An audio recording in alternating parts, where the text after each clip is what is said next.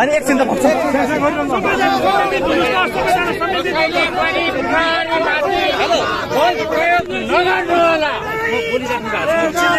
यसो बोलिरहनु भएको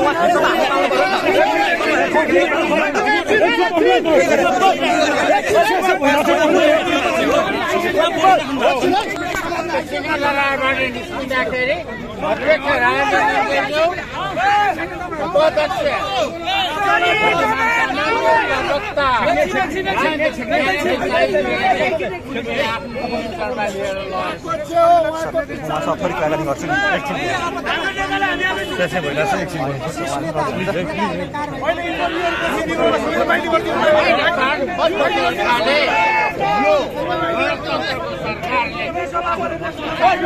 नेतादेखि लिएर पार्टीका अध्यक्षहरूलाई बचाउनको लागि यस्तो कदम गइरहेको छ। हामी एउटा निषेधित एरियामासम्म पनि पुगेको छैनौँ।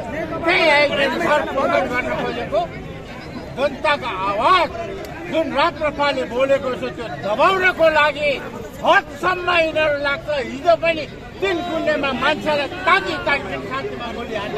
यिनीहरूका भिजिलेन्सहरूले गरेको देशको आवाज राप्रपा जस्तो सुकै भए पनि आवाज जनताको आवाज बोलिने नेताज्यू तपाईँ माथि त प्रहरीले धक्कल मक्कल गर्यो नि आउँदाखेरि त्यही बोल्नु छ।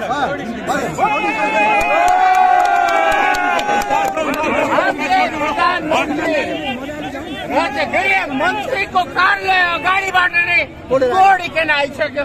अब हामी प्रहरी पनि हाम्रै दाजुभाइ हुन्। उनीहरूलाई चाहिँ दोष दिन चाहँदैनन्।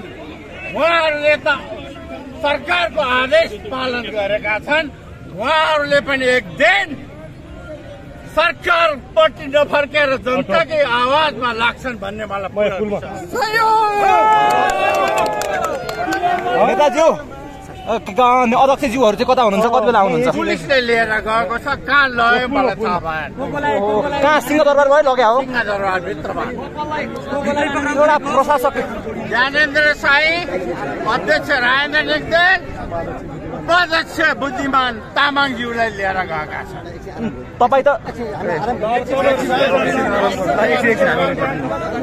यसरी भन्दा हामी बुझ्छौँ उहाँहरू हामीसँगै बोल्ने हो होइन।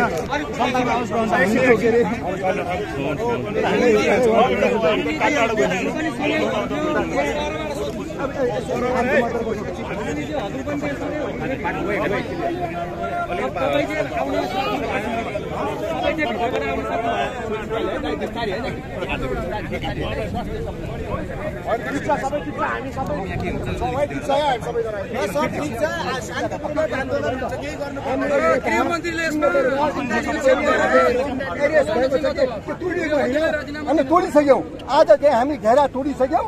अब हामी आफ्नो लक्ष्यमा अगाडि बढ्नेछौँ। खबरदार नालायक सरकार, हाम्रो अध्यक्ष लगायत वरिष्ठ उपाध्यक्ष र प्रवक्तालाई नजरबन्दमा राख्नु। आज घेरा तोडिनु हो। सिंहदरबारबाट बाहिर निस्किसकेपछि तिम्रो निषेधित क्षेत्रमा तिमीले समातेको सबुत त्यही हो। राजनीतिक लडाइँमा हामीले आज जितेका छौँ। जनताको जित हो। अब हाम्रो उद्देश्यको जितको लागि अगाडि बढ्नेछौँ। हिमाल पहाड तराईका जनता जनार्दन आउनुहोस्। अझ पनि भन्छु, यहाँ आउनुभएका सम्पूर्ण दाजुभाइ दिदीबहिनीलाई भन्छु, सेना प्रहरीसँग हामी लड्न आएका होइनौँ। अब सेना र प्रहरीले